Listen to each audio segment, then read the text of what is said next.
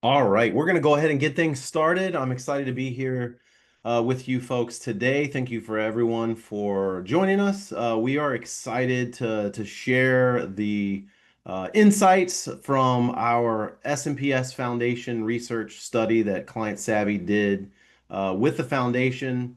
It actually released today. I'll let Michelle tell you a little bit more about that. But before we get started, just a couple reminders. We do have a lot of content to get through today, but don't feel like you have to take copious notes, although feel free to if you'd like. We will be sharing the slides with you at the end of the webinar. So you'll have all the information that we're sharing here today. I'm joined today with my partner at the SMPS Foundation, Michelle Raftery, and she will introduce you to this research and the foundation. Michelle. Yes, thank you, Tim.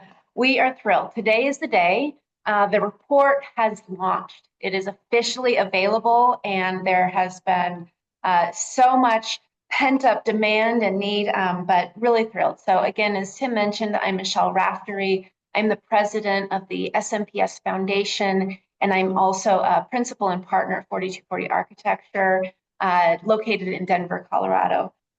We are so thrilled to be at this point today to have this ready for you. This year, we embarked on two big research projects. One, this one that you get to see right now with the Client Savvy team, and the other was an emerging trends in marketing and business development for the AEC industry. This had never been done before. No one else is looking at trends for AEC. And so as the SMPS Foundation, we said we need to provide this for strategic guidance and opportunity for our industry. And that also was recently released and distributed. So one of the things that, our mission, it's here up on the screen. We are aimed and focused on delivering intelligence and insights. And this is for growth professionals and leaders to help navigate trends, change, and business evolution in what we know is a highly competitive marketplace. When we think about trends, and you will see if you go and download, I encourage you to download that emerging trends report. There were three trends that were really driving our industry right now. And one of those top 10s is the emergence of CX.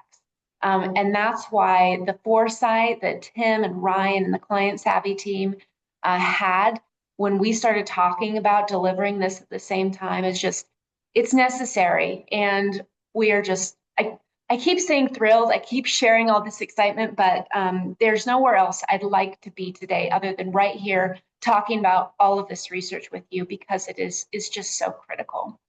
On this next page, you'll see what the cover of the report looks like. Go and download it. It's free for members, and we are thrilled to be able to deliver this. So back to you, Tim. I'm not going to take up any more time. All right, thank you, Michelle. All right, so let's just talk through a little bit of our objectives today, just so you kind of have a little bit of a heads up, if you will, of what we can expect to talk about today. We're going to talk about the why. I think the why is important. Before we even thought about doing this study with the foundation, there was a why that the foundation needed to answer. So we're going to talk a little bit about that, really set the stage for the why CX is really becoming a core business function. Then we're going to dive into the results. We're going to talk about really how are firms across the industry approaching CX. What are they doing from a structure standpoint, from an activity standpoint, from a buy-in standpoint.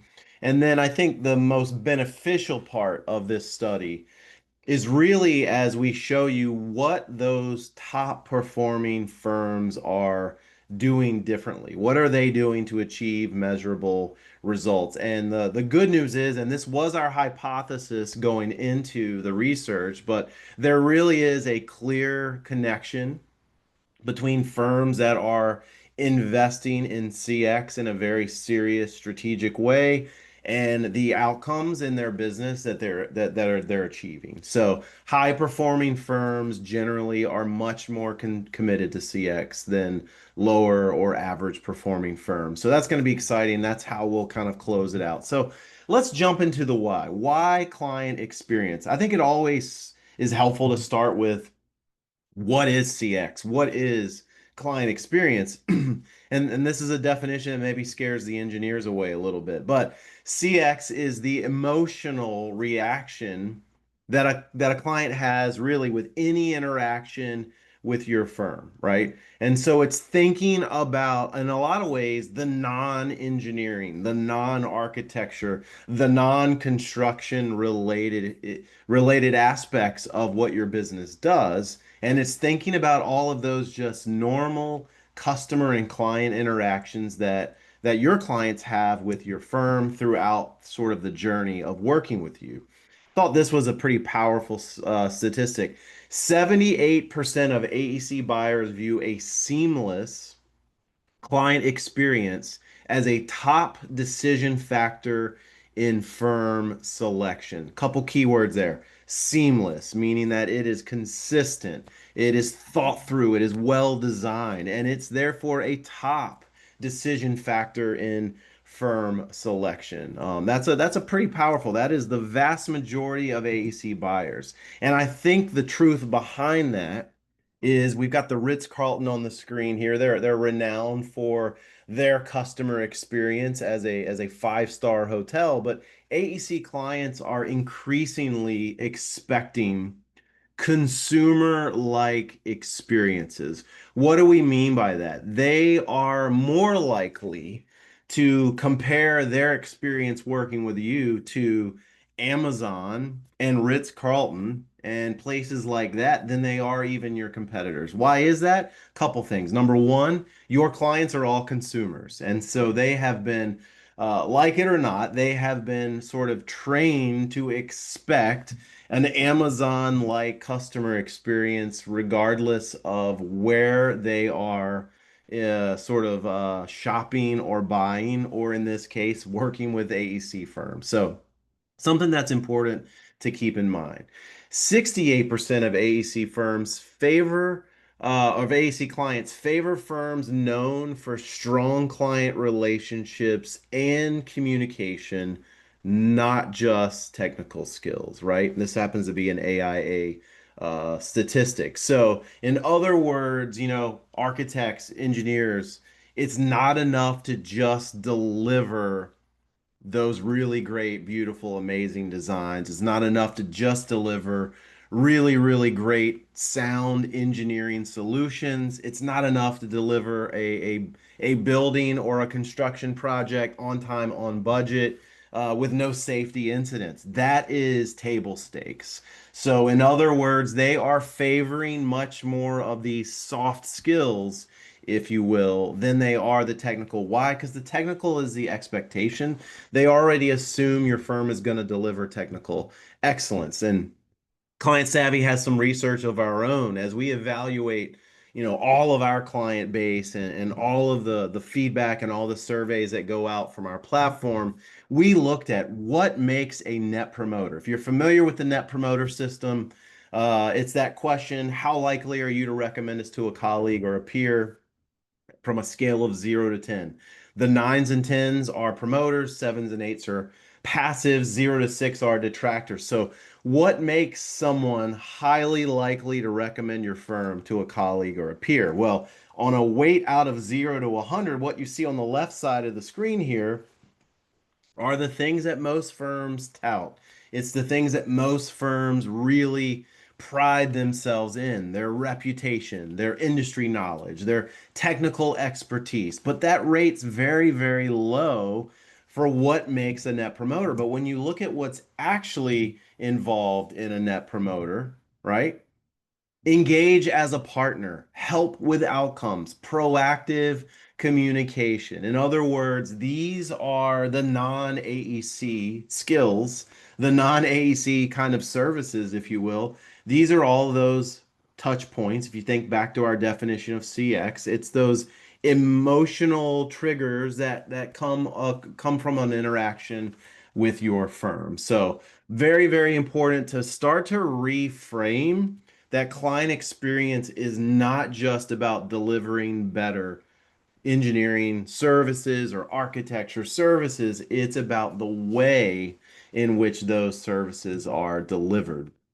And Michelle mentioned the SMPS Foundation research with FMI Consulting on those top trends. And this was a statistic that came out of that. 87% of AEC firms believe client experience will be their most effective lead generation tool in the next 3 to 5 years. So we are already headed in that direction. If you think back to the statistics we just covered about clients are already getting there, and I think that the industry is catching up to where our clients have already been. And so I think CX is the really going to be the key to creating a sustainable competitive advantage for your firm. And just one more definition to give you as you kind of think about CX.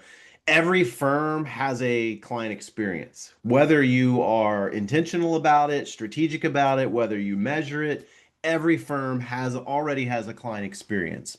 Client experience management is where I think this is ultimately leading. It's the practice of designing, implementing, and measuring client experiences. So, in other words, it's about being very, very strategic and intentional in what you're doing with the client experience to ultimately impact the desirable outcomes that your firm is looking for. All right. So that's the why, right? That we've set the stage. That's why CX is a top trend. That's why CX matters. That's why CX is something that your firm needs to focus on. So now let's talk about the research. How are AEC firms approaching CX? So we started here.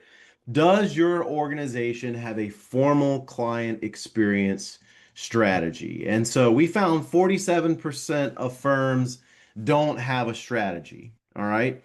29% have started a few efforts. If you actually combine those two, you're about 76% don't have a formalized strategy. So the 29%, they're doing some CX activities, but not really under a larger overarching strategy. So we're talking about a very large portion of the industry.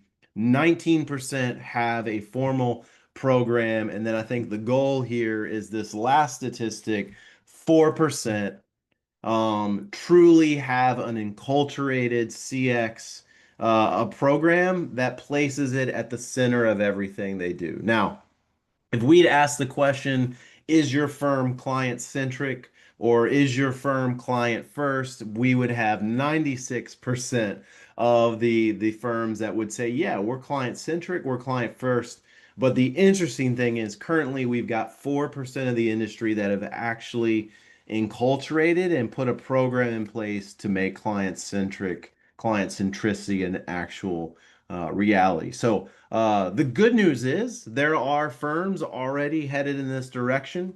The opportunity is most of the firms in the industry, I'm sure most of you here on this webinar, you fall into one of those other buckets, and there's a lot of opportunity, a lot of work yet to be done. Now, when we look at why are firms implementing CX, there was really two major goals that came about, and they're not going to be surprising to you. The first one is improving project and client management, right? Obviously, you want to deliver better work for your clients, you want to increase client loyalty, better project delivery. That's a major goal. The second reason, again, not surprising here either, is business development, right? You want more referrals, more new clients. You want to expand your existing accounts. A differentiated client experience is one of your best business development and marketing assets because it's really hard for a competitor to copy the experience that your firm delivers. Every one of your competitors could probably boast the same resume, the same qualifications, the same project portfolio for the most part, but a differentiated client experience opens up doors for business development differentiation that you don't currently have with that. So the next question that we asked is if you started CX, who at the firm has bought in? And Marketing is at the top of the leaderboard here, 75%. I am a little wondering about the 25% that haven't bought in, but that's okay. 75% have bought in. Next is business development. Leadership is down there at 68%. The owners, the partners, the people at the top. It's interesting though, when you see the numbers start to go down, what I find interesting, and we'll point this out later, is only 35% of project managers have bought in, which is fascinating. If you remember a couple slides ago, the number one reason why firms are investing in CX is to improve project delivery and project management. Yet only 35% of project managers have bought in. So we'll talk a little bit more about that a little later, but that is a very fascinating thing to kind of take away. Now let's talk about structure. Does your organization have a dedicated team or a role responsible for managing CX? So 44% of firms, they don't have anyone dedicated to CX. 29% have staff dedicated to CX on a part-time basis, meaning you're in marketing or you're in business development or you're in operations, but you have this CX hat that you wear at least part-time. 11% of firms have a dedicated CX leader or team. All right. I think one of the growing job titles that we are seeing in the industry, not surprisingly, is Director of Client Experience or Chief Experience Officer, something in that vein. We're seeing more and more of our own clients open up and have dedicated roles for this, but we're also just seeing this out in the industry as well. Now, this is fascinating. 67% of AEC firms do not provide training or professional development focused on CX, right? That's a high number. That would be like, for those of you on the call that are in the construction management, general contracting space, that would be like 67% of GCs not offering professional development training focused on safety, but yet you are having a high emphasis and a culture of safety. So that's sort of where there is a disconnect. There has to be training for CX in the same way that you have training and people and processes and budgets and tools for safety in the construction space. You need the same thing on the CX side. Definitely an opportunity there. I think the connection between training and project management and the low buy-in, I think training is a part of that for sure. Now, let's talk a little bit about what firms are doing as far as CX activity. So 73% send out client surveys. We'll dive into how often and what that looks like in a little bit. 60% conduct client interviews. 44% use CX in their strategic planning. 25% are using buyer personas, and 24% have created CX workshops for staff. So there are a lot of other activities. They just are pretty low as far as what they're doing. I think from a CX consulting standpoint, the things you see on the screen are some of the more entry level things that you would be doing. A lot of the more sophisticated CX tools and activities that we see in other industries are not really being utilized much in the AEC industry at all. Now, this is another fascinating thing for a very client-centric industry. 54% of firms say that they're reactive versus proactive when it comes to issue resolution. In other words, they fix the problem when the client raises their hand to address it. Often that means the client's not happy. So you're not only having to fix a problem, but you're having to really fix a relationship at the same time. And so that's the majority of the industry that is not leveraging CX to be more proactive in issue resolution. Let's talk about tools and technology. What technologies does your organization use to manage CX? So 66% of firms use a CRM platform to manage CX. All right. 65% of firms use some kind of a feedback or a survey platform for CX. And then we've got 15% of AEC firms using business intelligence for CX. I mentioned that we would talk about feedback and how frequently does your organization do it. This is where we're going to talk about it. 34% of firms collect formal feedback occasionally. What does that mean? That might mean I was just talking to a firm last week. They do an annual survey every 5 years. I think that falls into this bucket. This is the firms that are maybe you have a sort of an interview process that you might do with leadership every so often. In other words, it's not structured, it's not consistent, but you do at some point get client feedback. 22% of firms collect formal feedback from clients at key project milestones. In other words, you're not just asking at the end of a project, you're asking at the beginning, you're asking at different points throughout the project journey. The idea is that you want to identify issues early and often throughout the project versus just, waiting again until you're being more reactive in the issue resolution. 16% of firms collect feedback annually. There's a lot of firms that we see will just do that annual survey, not just every 5 years, but actually every year. And then we have 10% of firms that collect formal feedback at project completion. Interestingly enough, 11% of firms reported that they do not collect formal feedback from clients at all, meaning they're having conversations with clients. Project managers are saying, how are things going? How are we doing? But there's no formal way to collect the feedback, to quantify the client's experience or sentiment. And so you've got 11% currently that are not doing anything whatsoever.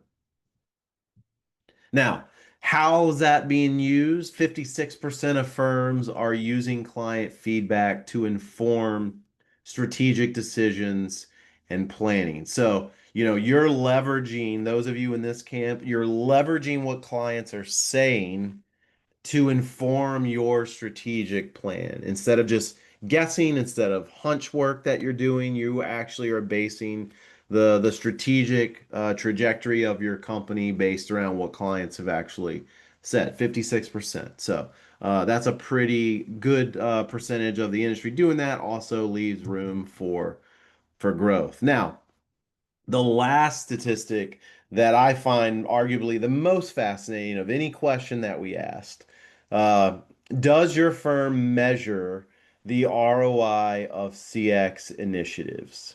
And 92% of firms do not measure the ROI of CX. Only 8%.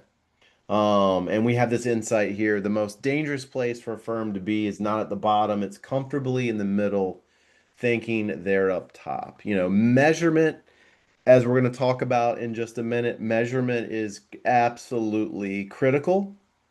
Not just to understand whether or not your investments are giving you a return, but it's important to even understand what your baseline is. It's important to understand the experience that you're actually delivering instead of just guessing around what's going on, but you're actually able to measure whether or not what you're doing is making any impact on the client experience, on client perception. So, there are, as Michelle mentioned, there's a lot more data that we asked. We asked more questions. The full report gives you a lot more of the nitty-gritty there, but we wanted to highlight some of the main themes that came out of the research. But now we're going to move, I think, into answering the question, what are top firms doing differently? What is it that makes a best in class AEC firm as it pertains to CX and client experience? So when we looked at the performance metrics that were asked in the research, We looked at things like revenue growth, profitability, proposal win rates, referrals, negotiated work, employee retention, attracting and hiring new staff, and attracting new ideal clients. So you could screenshot this, right? I would say this is top of mind for every AEC firm leader, every CEO, COO, CFO, principal, partner, you name it. These, I'm sure we could add to this list, but largely this captures a lot of the business outcomes that matter to firm leadership. So we wanted to try to see, okay, what are firms doing with CX? And then how are firms performing? And we wanted to look for correlation. So, to try to simplify it, and again, the research report that just dropped today, Michelle mentioned it. There's a lot more in depth in that report. It's almost 50 pages. It's very full of really great insights. But we wanted to somewhat simplify and give you really what are the five CS best practices of top performing firms. And so we're going to kind of break it down for you this way. So, top five, this is what the best firms are doing as it relates to CX. So, number one, they treat CX like a strategy, not an aspiration, right? Safety, I've said that earlier, but I'll reiterate it because I think it's a really good parallel that you can share with your leaders. Safety is not an aspiration in a construction firm.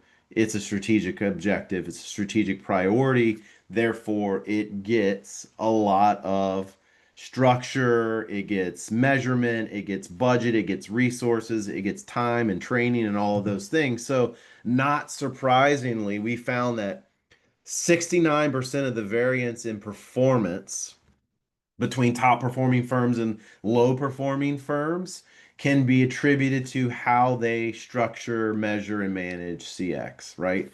So, CX again cannot be an aspiration. It needs to be strategically designed, built, and managed. Much like all of the work that your firms perform, doesn't happen on a whim. It happens with designing and building and management to make sure that it's successful. Same thing with CX.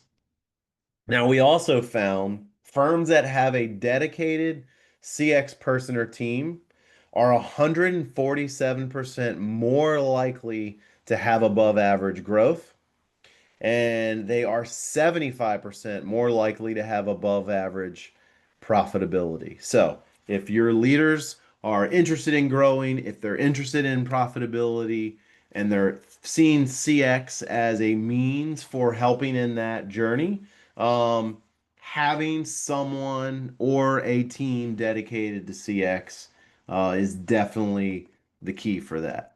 Now, the talent wars are still raging. I'm still hearing about shortages. I'm still hearing about a lot of competition for the best talent. Well, how's this for you? Leading CX firms are twice as likely to attract and retain talent. If you think about it, the employee experience supports the client experience, right? You think about like your brand is a promise that's made to the marketplace. Client experience sort of answers to that promise. It delivers on that promise, or sometimes if it doesn't deliver, it falls short. But let's just say a good brand promise and a good client experience.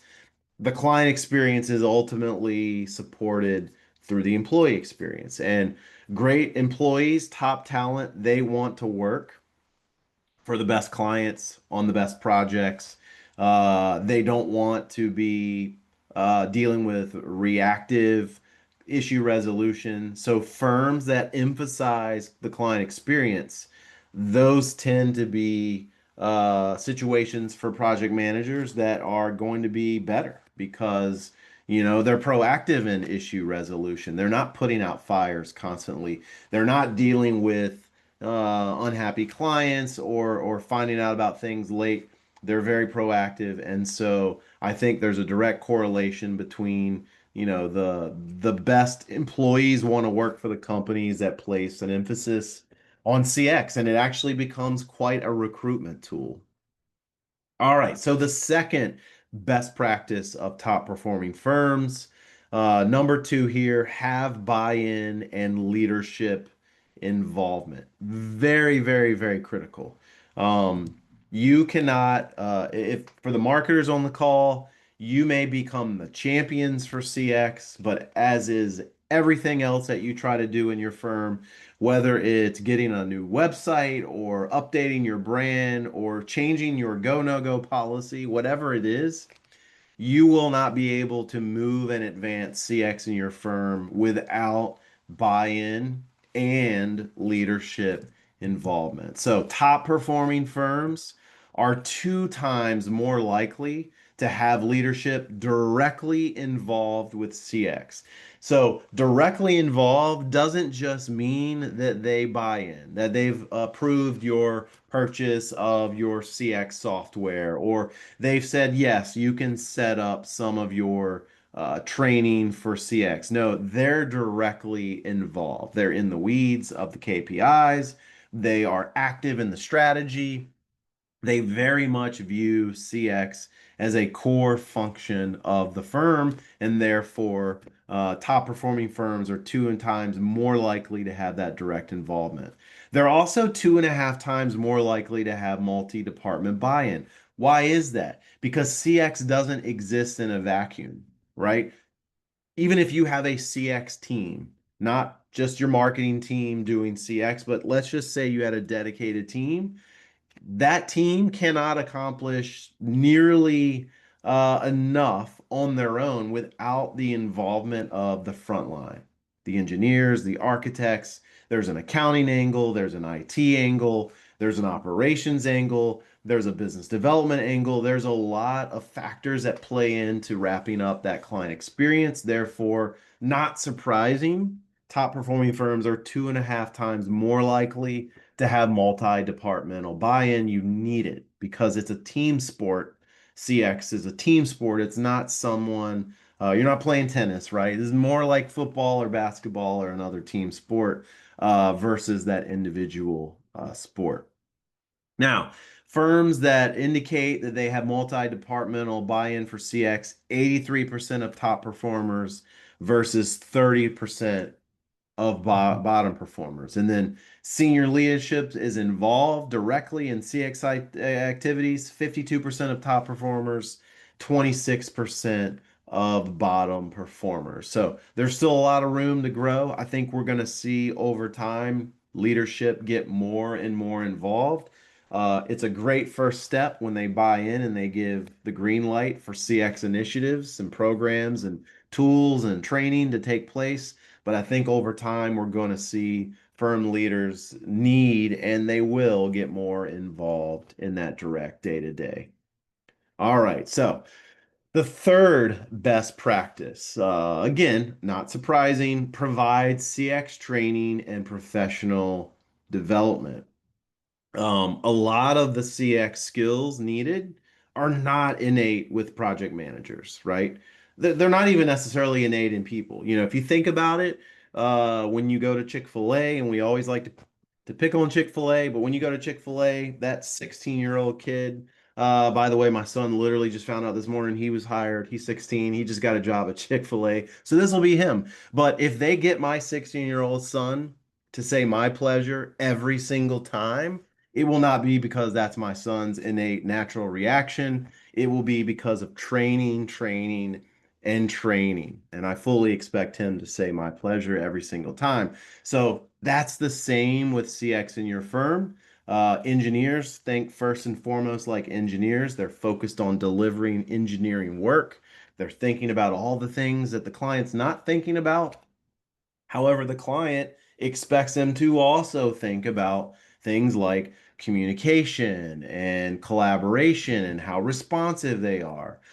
So the training enables the non-CX professionals to think very much like a CX professional. So firms that provide CX training and professional development are 60% more likely to have above average growth, 43% more likely to have above average profitability. So there's a direct correlation between the training and getting those outcomes that you're looking after. So the training affects the behaviors and the culture, that affects the client experience, and that ultimately leads to the outcomes that the firm is looking for. But I'll remind you just of this statistic from earlier in the presentation.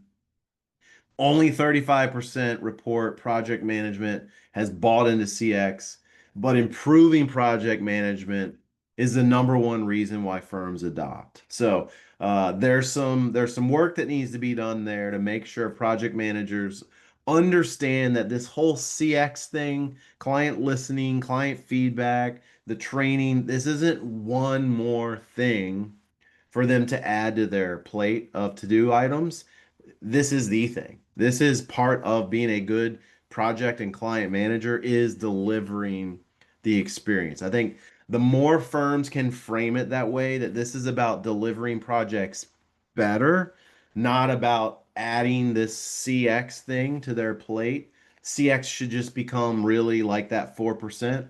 It's enculturated. It's just part of the culture that the way we deliver projects is that we create an experience that our clients would actually want to repeat. And in order to do that, you've got to focus on things that maybe fall outside of engineering, architecture, environmental, construction, landscape architecture, if you feel left out. Always, you're grouped in, I know, but landscape architects, make sure you get a shout out as well. GIS and all of those folks too. The whole point is you got to look beyond the services that you're delivering and really think about how those services are being delivered. And ultimately, what matters most is how does the client see it? You could think you're delivering the greatest experience ever, but if the client perception's reality, and if the client is frustrated with a lack of responsiveness or the frustration that your invoices cause their AP team, whatever that might be, that impacts the way that they view the client experience. All right, so let's move on. Number four, the fourth best practice of top performing firms, they embrace a client listening culture. In other words, they make opportunities for clients to be able to give feedback on a regular, ongoing basis in a lot of different ways. And I love this quote. It's an old management quote from Peter Drucker. You can't improve what you don't measure. So, client feedback is ultimately one of the top ways that you quantify and measure the client experience. But also, love this, it's the flip of it, the Hawthorne effect. What you measure improves. So, you can't improve if you're not measuring. And then when you start measuring, you're going to improve it because you're going to see where you fall short and you're going to put forth the effort it takes to rectify, to make the improvements, to move the needle, to ultimately deliver more value. So, 65% of top performers use client surveys, only 39% of bottom performers. Firms that use client feedback to inform strategic planning are 59% more likely to have above average growth and 24% more likely to have above average profitability. So, again, leveraging the feedback that you get from clients to actually inform your strategic planning, not just operating off of guesswork and a hunch or a gut instinct, but really going off of what clients have actually shared and where you have the best opportunity for growth. It's critical.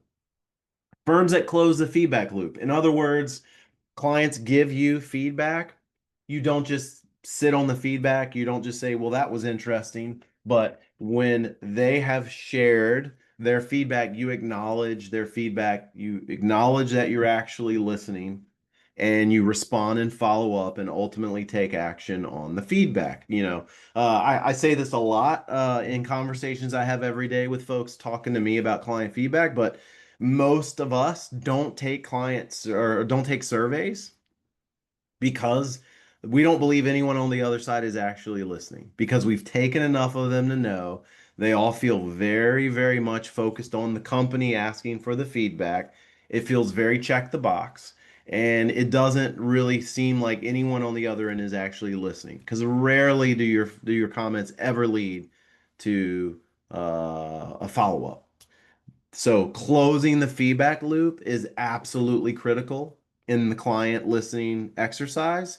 Number one, that's how you're going to maintain good response rates, because if you don't acknowledge their feedback, they're going to quickly learn you're just like Hilton Hotel, and you're going to just not ever, they're never going to take your survey again. But when you actually follow up, it's going to lead to, again, those outcomes that you're after. 38% more likely to have above average growth, 19% more likely to have above average profitability. So again, the driver for all of this is ultimately bottom line impacts. That's the proof. The proof is these behaviors, these approaches, these tools all ultimately lead us to bottom line impact. So, number five, measure the ROI of CX. So, the top performing best in class firms, the fifth best practice that makes them different, they measure the ROI of CX. Top firms that treat revenue growth, win rates, and share of work as KPIs for client experience. That's where it's at. That's what you've got to do.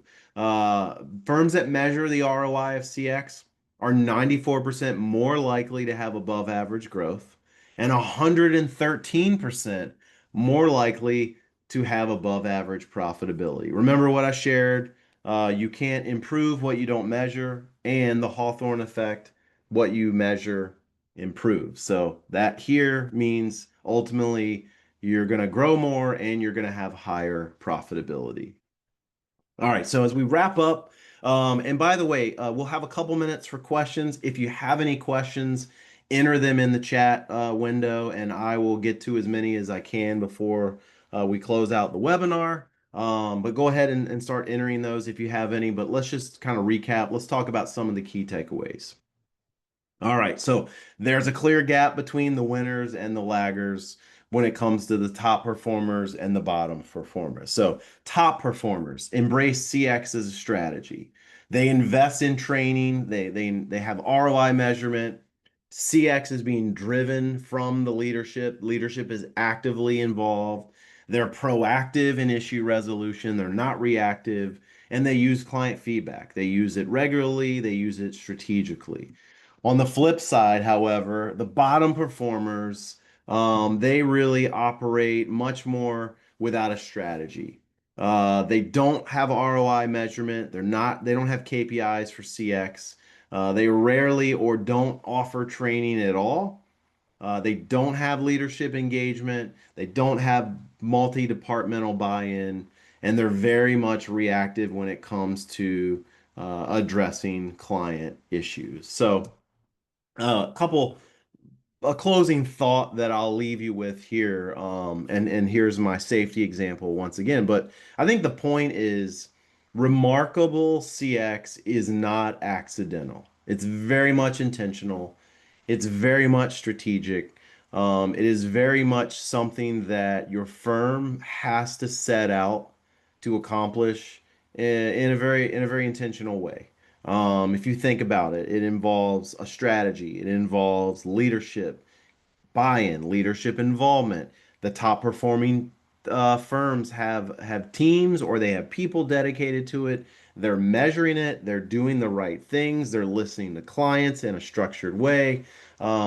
They are really putting the strategy and the structure and the measurement behind this client centricity sort of aspiration that everyone in the industry likes to talk about. So I think if you do that, the data shows that there is a direct correlation to bottom line impact, to those business outcomes, to return on investment, to higher profitability, higher retention of employees, all of the things that firms are after, they can get if they invest in CX. So with that, I'll bring back Michelle, see if Michelle has any thoughts to add, and we'll look to see if we have any questions. We've got a few minutes. We'll take some questions from the audience. So, Michelle, any thoughts?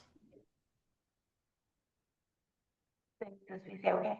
big is this to culture, CX? What does that look like? And when you look at IT, HR, accounting, all of these different areas of your practice and say, okay, what is that CX journey? What is that CX experience? One of the other examples that Client Savvy team uses is, from well, I'll back up a little. My mentor, he always told me there's three pieces of AEC industry. There's get the work, do the work, and get paid for the work. And so, oversimplifying all that we're doing, but one of the examples that Client Savvy often uses is that get paid for the work piece was causing a lot of heartburn for a client, in which once they understood that, this firm was able to say, okay, why are we not getting paid in a timely manner? Was it something else that we could provide? And by providing additional uh, exhibits with that invoice to say, okay, here's where it aligned with the contract. Here's what that looked like from, I can't remember his exact pay app or what it was. But again, how can we make that experience more frictionless, and give them what they need so that we can be good partners and continue to um, uh, move forward. So I think, again, thinking about all of the opportunity, but also what is the risk? What is the risk of doing nothing? What is the risk of not embedding CX in your organization when you have CX, whether you are acknowledging how you're managing it or not? So really looking at that. Yeah, that's great. We've got some good questions coming in, so I'll try to answer them. The first one is, what would you recommend for the first step in implementing a CX program? I've actually just put a slide up on the screen. It'll be included in the slide deck that we send out. This is our slide on CX maturity. So, like, what does that process look like to get to that enculturated point? You don't start there. You start with really introducing your firm to CX. I mean, they've got to understand, very much like we did today a little bit, what is CX? What is it not? What is involved? Like, let the firm get comfortable with even the concept of CX. That's the place to start. To get buy-in, people need to understand the why. So I think that's where you start, and then it moves into really building a business case and developing an ROI. This research, I believe, strongly will help a lot of firms. We've always believed that at Client Savvy, at least, we've always believed in CX, but research and data and facts help back up and support the business case for it to help your firm develop a return on investment. So I think that becomes the second place. And then the baseline client sentiment, what that is really just understanding, call it a client perception study. What is our current experience? Not what do we think it is, not what do our principals think it is, but really going out and quantifying through a quantitative survey process, a perception study. It could involve some qualitative interviews as well, but really understanding what experience you're currently delivering, because you can't improve what you don't know needs to improve. And so, a lot of firms think they're good and think that maybe over here maybe needs improvement and over there is good, and sometimes it's the flip. Clients will tell you the opposite sometimes of what you perceive. So this is a helpful, I think, chart. Then you move into a voice of client program. One of the other questions we got, I'll answer. It was around the regular client feedback. If your scale is several hundred clients, do you suggest getting feedback from all of them? What's the tipping point of too much? Voice of client is actually, yeah, it's hearing from all of your clients in a regular ongoing basis. The best practice in the AEC industry is project-based feedback, where you're allowing sort of an easy button for clients to be able to provide a way to show how well you're delivering according to their expectations at different milestones throughout the project life cycle, because client experience really is an aggregate of those individual project experiences. And so, the client experience is really just the sum of what they've experienced working with your firm at a project level, And so it's important to be able to have a listening program that's asking questions at the project level, multiple stakeholders that are involved, and ideally, yes, scaling across like all clients. There might be a project threshold. Let's say you do contract or programmatic work or IDIQ work. You're not going to ask for feedback on every single task order, but you're going to measure and you're going to ask for feedback really across as much of your audience, as much of your client base as you can to be able to really understand the experience that you're delivering. And that's what a voice of client program is. You know, it's I would say for the AEC industry, yes, it's largely electronic based for the project feedback, but it involves client panels, which in the research report we talk about client panels. A lot of folks in the industry aren't utilizing that as a tool. It's a great tool. There's a lot more in the research report about that. Client interviews are part of that. There's a lot of other things. It's not just surveys. However, surveys are how you can get quantifiable data at the project level. Let's see. Small firms. So we get this. What do you recommend for small firms? 6 to 7 technical staff. We would not be able to have a dedicated person, of course. I would say in many ways, the small firms have an advantage. And why do I say that? You just told me that you couldn't hire a dedicated staff. It is a lot harder to scale a CX program across a larger firm. The larger the firm, the harder it is to get everyone rowing in the same direction.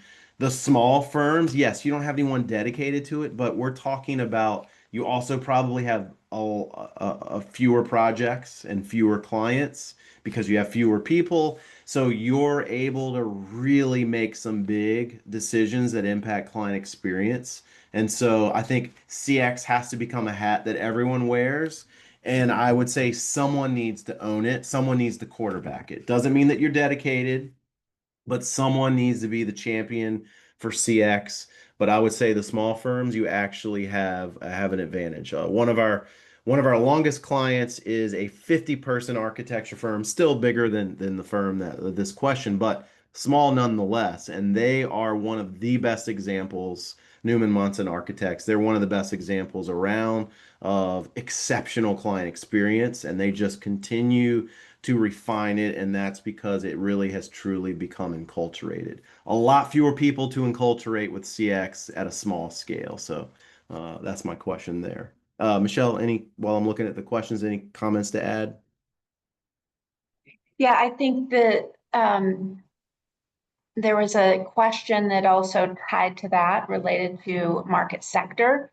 So again, as you're thinking about that, enculturing, a smaller firm, what does that mean for pursuing work when it is largely RFP, RFQ based, one-off public or civic clients? And it comes back to that culture, right? This is not about repeat client work, but it's about creating experience. It's about giving an impression of how you would work with them because of the way that you approach your RFP responses, because of the way that you approach those interview questions, because you are just different in the way that you listen and the way that you can create an experience that is delivering something exceptional to them.